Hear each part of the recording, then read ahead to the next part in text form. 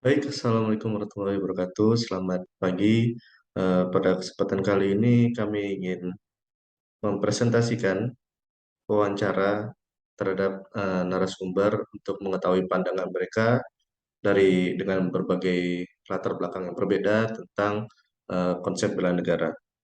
Pada wawancara kali ini kami akan mengajukan beberapa pertanyaan. Yang pertama adalah tentang pengetahuan dari narasumber tentang konsep bela negara, dan kemudian pertanyaan kedua, kita ingin mengetahui apa usaha yang dapat dilakukan menurut narasumber untuk meningkatkan eh, wawasan kebangsaan ataupun rasa bela negara eh, pada masyarakat dan khususnya kepada anak muda.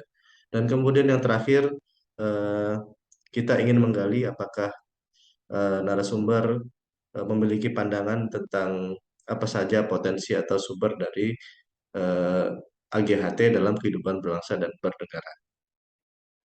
Baiklah, eh, dengan ini mungkin kita mulai saja memaparkan pandangan-pandangan dari narasumber.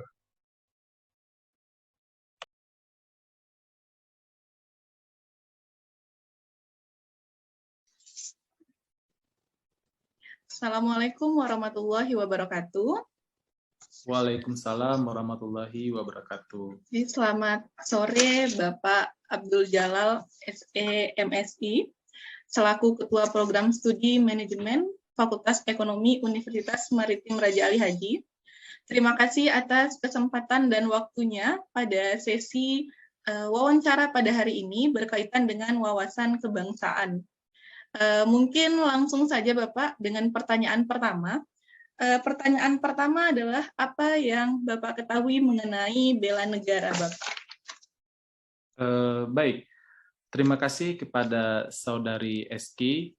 Jadi di sini kita ketahui bahwa bela negara adalah sebuah konsep yang disusun oleh perangkat perundang-undangan itu untuk memberikan, mengekspresikan patriotisme seseorang atau kelompok itu terhadap kecintaan mereka kepada negara. Nah, dalam hal ini negara kita adalah Negara Kesatuan Republik Indonesia. Jadi bela negara banyak banyak diwujudkan sebenarnya dalam bentuk fisik. Artinya kalau dalam bentuk fisik itu secara nyata kita bisa lihat bahwa kalau beberapa negara itu adanya wajib militer. Nah, kalau di Indonesia memang kita tidak ada wajib militer, tetapi di sini kita juga memiliki semacam pelatihan, semacam latihan bela diri atau segala hal-hal yang berbentuk itu. Mungkin di sini yang bisa kita lakukan adalah mungkin latihan baris berbaris untuk supaya kita bisa lebih tertib. Nah, seperti itu ya, karena memang kita melihat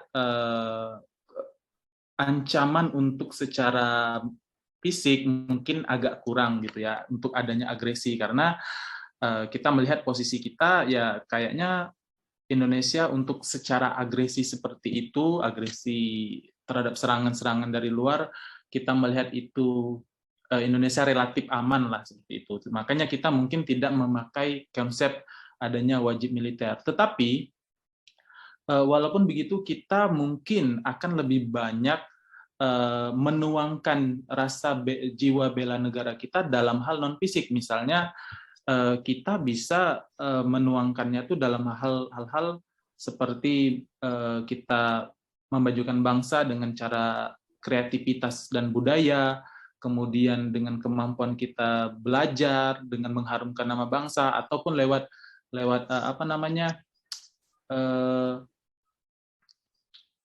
seperti pertandingan olimpiade ataupun kejuaraan-kejuaraan internasional. Nah, kita hal-hal seperti itu juga meningkatkan kemampuan atau meningkatkan jiwa patriotisme kita terhadap dalam konteks di sini adalah bela negara seperti itu.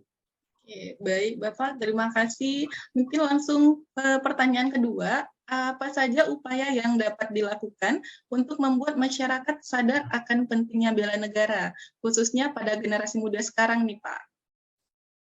Oke, saya yang paling yang secara pribadi ya saya melihat bahwa pertama bangsa kita yang kita ketahui itu seringkali di antara bangsa-bangsa lain itu dari masyarakat yang kita lihat itu seringkali banyaknya adanya rasa-rasa seperti rasa-rasa inferior. Nah, hal-hal seperti ini harus kita sama-sama ubah dan harus sama-sama kita hilangkan.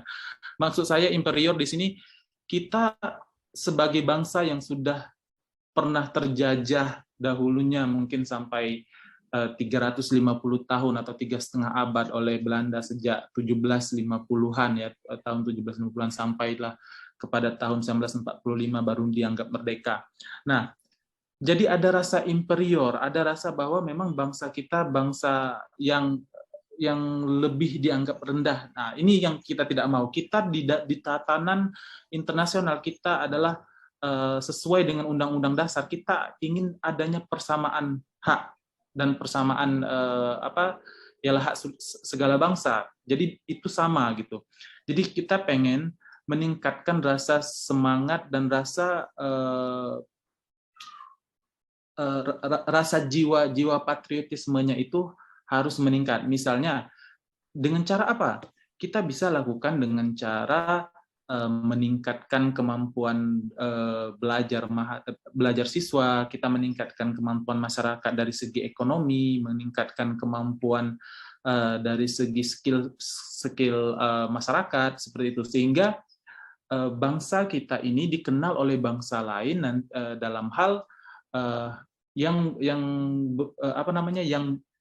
dalam konteks yang positif, misalnya bangsa yang mempunyai skill yang bagus, bangsa yang memiliki kemampuan kecerdasan yang baik. Nah, seperti itu. Jadi kita harapkan kepada generasi-generasi muda kita untuk kreatif dan kompetitif di dalam persaingan internasional dan globalisasi seperti sekarang ini. Dan kita harapkan bahwa tidak lagi kita merasa bahwa ada rasa inferioritas dari bangsa-bangsa lain, terutama bangsa Eropa. Karena kita sekarang semakin globalisasi, segalanya semakin mudah untuk dipersamakan gitu. Segala alih teknologi semakin cepat, sehingga apa yang negara lain bisa, kita pun sebenarnya bisa. Masalahnya sekarang adalah masyarakat atau generasi baru, generasi muda kita harus sadar bahwa harus cepat beradaptasi dengan teknologi, harus cepat beradaptasi dengan budaya yang ada saat ini gitu, dan kita pun harus punya kreativitas sendiri gitu, punya kreativitas sendiri sehingga budaya kita bisa lebih dikenal di luar gitu sebagai sebuah bangsa yang besar gitu, sehingga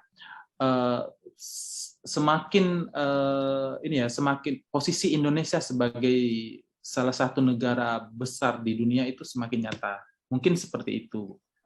Oke, terima kasih Bapak. Mungkin ini pertanyaan terakhir nih Pak, yang ketiga. Menurut Bapak, apa saja isu-isu yang dapat menimbulkan AGHT atau ancaman, gangguan, hambatan, dan tantangan dalam kehidupan sehari-hari? Dan bagaimana sih Pak solusi untuk mencegahnya? Nah, terima kasih untuk pertanyaan ini. Jadi kita sebenarnya kalau kita lihat dari istilah kata geopolitik ya, pertahanan, mungkin Indonesia berada di tengah antara dua benua, yaitu benua Asia dan benua Australia. Kita memang berada di Asia juga, tetapi posisi kita ini adalah negara kepulauan di antara kedua itu. Sementara kedua itu adalah memiliki blok-blok tertentu. Misalnya Australia masuk ke blok pertahanan Atlantik Utara, sementara Cina dan Rusia. Jadi Indonesia, kita dari segi militer memang adanya mungkin ancaman-ancaman seperti itu, seperti kawasan Laut Cina Selatan, seperti itu ada, tapi kita sudah melihat bahwa negara kita dari Kementerian Pertahanan sudah meningkatkan berbagai macam alutsistanya, memperbaharui alutsista dan meningkatkan kemampuan daya tempur. Dari situ kita sudah punya kepercayaan diri ya.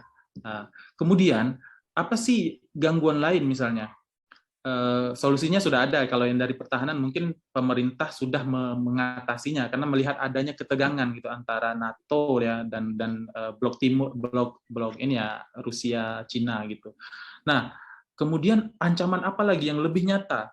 Jadi ancaman budaya itu paling nyata di antara kita. Misalnya serangan budaya K-pop misalnya. Bukan ini kita tidak menginginkan, tidak menyatakan bahwa budaya itu salah, tetapi kenapa bukan kita? Kenapa bukan budaya kita yang dikenal orang begitu? Jadi masyarakat kita pengen generasi muda kita itu jangan menjadi follower dari tren gaya bangsa lain. Kenapa kita tak buat sendiri? Sehingga kita pun menjadi sesuatu yang trendsetter. Karena Indonesia ini negara yang besar. Kita nomor 4 sebagai pemakai internet terbesar di dunia. Jadi kalau kita gerakkan itu, kita bisa mengatur dunia juga gitu. Kita bisa bikin trending yang heboh di dunia tentang apa sih Indonesia, apa sih kreativitas anak-anak muda di Indonesia. Jadi yang kita inginkan adalah jangan sampai generasi muda kita ini justru terjajah sejarah budaya gitu. Walaupun tidak terjajah secara militer lagi, tetapi mungkin kita boleh dibilang terjajah sejarah budaya ataupun terjajah secara ekonomi, dan itu yang ingin kita bebaskan gitu. Kita harapkan generasi muda kita mengerti dan paham akan hal itu, sehingga ke depan mereka lebih independen dan mulai merasa, oh oke, jika mereka bisa, saya juga bisa buat seperti itu. Dan kita juga bisa gaungkan kreativitas kita ke tingkat internasional. Mungkin seperti itu. Oke, terima kasih Bapak atas jawaban dari beberapa pertanyaan yang tadi sudah saya sampaikan. Oke, mungkin lebih dan kurang saya mohon maaf ya Bapak. Terima kasih sebelumnya. Assalamualaikum warahmatullahi wabarakatuh. Waalaikumsalam. Terima kasih Eski.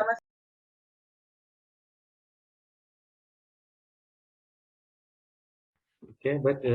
Selamat siang, Saudara Arif. Baiklah, ini pada siang ini kita akan melaksanakan sesi wawancara yang mana berhubungan tentang bela negara. Yang mana tujuan wawancara ini adalah sebagai tugas latsar.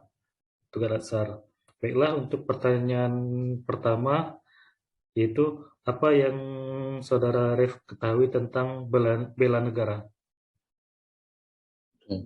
Oke, mungkin terima kasih ya Pak. Menurut saya bela negara itu suatu konsep tentang cinta tanah air, patriotisme, rela berkorban untuk mempertahankan kedaulatan dan keutuhan suatu negara, bukan hanya kedaulatan suatu wilayah, tapi juga seluruh komponen negara. Mungkin itu ideologi dan sebagainya Pak. Oke, baik. Terima kasih. Ini ada pertanyaan yang kedua, yaitu apa saja upaya yang dapat dilakukan untuk membuat masyarakat sadar akan pentingnya bela negara, khususnya mungkin pada generasi muda atau di lingkungan kampus. Ya, mungkin upaya yang dapat dilakukan pertama itu menurut saya itu menanamkan sikap cinta tanah air dari diri sendiri dengan mengikuti organisasi dan kegiatan bermanfaat, mungkin seperti pramuka atau memang bela negara, ada kegiatan bela negara dan kegiatan peringatan hari-hari nasional. Juga mungkin kalau di dunia pendidikan itu mungkin di dalam mata kuliah atau di pelajaran-pelajaran itu ditanamkan untuk pengajaran tentang pentingnya bela negara. Mungkin untuk masyarakat muda yang mungkin lebih banyak aktif di media sosial itu sering adanya konten mungkin sejarah terkait perjuangan bangsa untuk memperebutkan kemerdekaan, gitu Pak. Untuk menambah rasa cinta tanah air. Oke, baik. Terima kasih. Ini ada pertanyaan terakhir. Menurut Arif, itu apa saja isu-isu yang dapat menimbulkan ancaman, gangguan, hambatan, dan juga tantangan dalam kehidupan hari-hari, terus terutama untuk mencegah yang terjadinya mempecah belah negara ataupun tentang bela negara tersebut? Mungkin menurut saya bela negara ini ancamannya tidak hanya dari luar Pak, tapi juga ada ancaman dari dalam. Itu bisa dibilang mungkin sangat masif. Contohnya saja dari awal kemerdekaan itu ancaman dari luar, yaitu mungkin Belanda atau penjajah akan agresi militernya. Tapi saat kemerdekaan itu bertambah munculnya ancaman dari dalam, mungkin ada pemberontakan dari dalam, dari rakyat Indonesia itu sendiri. Jadi kalau menurut saya ada dua Pak. Pertama dari dalam, yaitu mungkin isu-isu terkait SARA dan agama yang bisa menyebabkan pecahnya dan terkotak-kotaknya bangsa.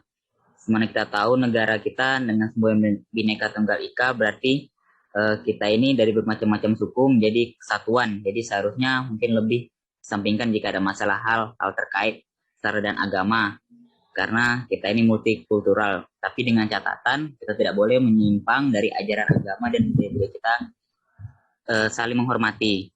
Yang kedua mungkin Pak, ancaman dari luar, yaitu menurut saya yang saat ini terjadi isunya itu peperangan ekonomi yang sedang terjadi mungkin antara dua kekuatan dunia sekarang, yaitu mungkin Sekutu dan Amerika untuk ekonomi.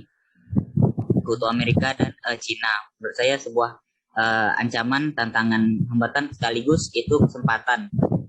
Dan mungkin solusinya menurut saya kita harus lebih banyak memproduksi barang-barang hasil negeri, banyak memakai produk dalam negeri, mengurangi impor, memperbanyak ekspor. Habis itu mungkin untuk melakukan printing money untuk produksi membangun proyek-proyek dalam negeri. Dengan catatan itu menguntungkan. Bisa juga mengurangi berpangkunya kita kepada pinjaman luar negeri.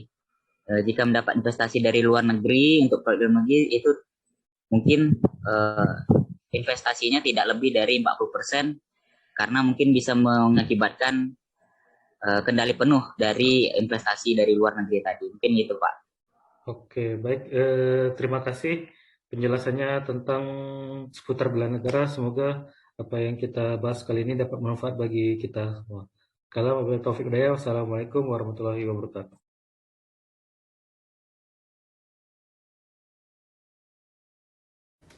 Assalamualaikum warahmatullahi wabarakatuh.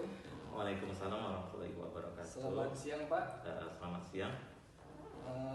Pada hari ini terima kasih Bapak sudah meluangkan waktunya untuk wawancara mengenai wawasan kebangsaan. Sebelum saya bertanya, ada baiknya Bapak memperkenalkan terlebih dahulu nama, instansi, dan Bapak dosen prodi apa gitu. Oke, nama saya Dios Sargiti. Saya dari Universitas Maritim Raja Ali Haji dari program studi pendidikan geologi. Oke, baik Pak Dios. Langsung ke pertanyaannya. Boleh. Yang pertama itu apa yang Bapak ketahui mengenai bela negara? Bela negara, bela negara itu segala bentuk upaya ya dari setiap warga negara dalam mempertahankan berbagai aspek dari negara tersebut. Misalnya dari ancaman negara lain seperti invasi, mungkin kita bentuk bela negaranya itu kita mengikuti wajib militer dan sebagainya. Atau di zaman globalisasi ini multikultural itu kan sangat mudah terjadi ya. Jadi budaya-budaya asing itu dengan cepat menyebar, itu baik dari sosial media dan sebagainya. Maka di situ kita juga bisa melakukan perwujudan dari bela negara itu dengan cara kita harus mempertahankan identitas negara kita. Jangan sampai budaya kita bergeser atau tergeser oleh budaya asing, ataupun ideologi kita jadi tergeser oleh masuknya paham-paham atau ideologi dari luar gitu. Ya mungkin begitu ya. Iya. Lanjut ke pertanyaan kedua ya Pak. Apa saja upaya yang dapat dilakukan untuk membuat masyarakat sadar akan pentingnya bela negara, khususnya pada generasi muda? Upaya yang harus dilakukan agar masyarakat sadar tentang pentingnya bela negara ya, khususnya generasi muda ya. Upaya yang paling penting itu pertama menurut saya itu menanamkan rasa kecintaan ya kepada negara kita, kepada ideologi negara kita, kepada Pancasila, kepada kebudayaan kita, sehingga rasa kecintaan itu akan mendorong dan memotivasi kita untuk melindungi. Kita kan kalau sesuatu yang kita cintai pasti kita lindungi ya. Maka yang paling pertama itu kita harus menanamkan dulu rasa kecintaan pada negara itu sendiri. Apalagi generasi muda ini yang sangat sangat terdampak sama yang namanya globalisasi, suka ikut-ikutan sama budaya lain dan sebagainya. Bagaimana caranya kita sebagai generasi muda kita menanamkan, kita ada kebanggaan terhadap budaya sendiri, sehingga yang kita banggakan, yang kita cintai pasti akan kita bela mati-matian gitu. Yang terakhir Pak, menurut Bapak apa saja isu-isu yang dapat menimbulkan AGHT atau ancaman, gangguan, hambatan, dan tantangan dalam kehidupan sehari-hari, dan bagaimana solusi mencegahnya? Isu-isu yang menimbulkan AGHT dalam kehidupan sehari-hari ya. Kalau menurut saya permasalahan yang paling sering terjadi itu yang di kehidupan sehari-hari yang bisa menimbulkan AGHT itu menurut saya adalah adanya chauvinisme ya. Chauvinisme itu semacam rasa kecintaan yang berlebihan terhadap kelompoknya atau sukunya, sehingga dia memandang remeh suku ataupun kelompok lain. Seperti yang kita tahu, apalagi di daerah-daerah perkotaan, kita tuh kan nggak hidup satu suku aja ya. Kadang di dalam satu perkotaan ada yang dari suku Minang, suku Melayu, suku Batak, atau mungkin dari Aceh dan sebagainya. Kalau seandainya chauvinisme ini terus kita tumbuh kembangkan di dalam kehidupan bermasyarakat, tentu akan terjadi perpecahan antar suku. Nah, perpecahan antar suku itu tentu akan menimbulkan konflik, yang salah satunya bisa menjadi hambatan ataupun gangguan seperti yang dimaksud dari AGHT itu. Nah, solusinya menurut saya kita harus boleh kita mencintai suku kita sendiri, tetapi kita juga harus tetap menghormati suku orang lain. Tidak ada suku yang paling baik ataupun paling buruk di dalam kehidupan masyarakat. Setiap suku, kelompok ataupun ras itu sebenarnya kita memiliki keunikan masing-masing. Jadi bagaimana caranya kita bisa menjadi orang yang open minded, yang bisa terbuka terhadap keunikan orang lain. Mungkin kita orang Melayu terbiasa ngomongnya halus, sehingga nanti kalau seandainya kita berinteraksi dengan orang Batak yang pola bicaranya agak lebih keras, kita langsung baperan. Harusnya nggak seperti itu. Kita harus menyadari setiap suku, setiap kelompok ataupun setiap ras itu memiliki karakteristik dan keunikan masing-masing. Jadi harus lebih open minded terhadap perbedaan itu sendiri. Menurut saya seperti itu. Ya, baik Pak, itu saja pertanyaan yang ingin saya tanyakan Pak mengenai wawasan kebangsaan. Terima kasih Pak Dios atas waktunya. Oke, sama Pak.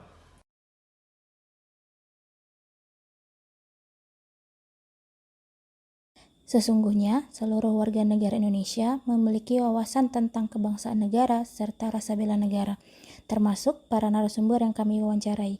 Setiap narasumber berperan dan berkontribusi dalam menerapkan wawasan kebangsaan dan melaksanakan aksi bela negara demi menjaga kesatuan dan kedaulatan negara kesatuan Republik Indonesia. Dari hasil interview yang kami lakukan kepada 3 narasumber dengan posisi dan jabatan serta generasi yang berbeda, dapat disimpulkan bahwa pada dasarnya setiap narasumber memiliki pemahaman mengenai wawasan kebangsaan dan aksi bela negara. Hal tersebut tercermin dari penjelasan setiap narasumber dalam pelaksanaan aksi bela negara yang didasari oleh wawasan kebangsaan.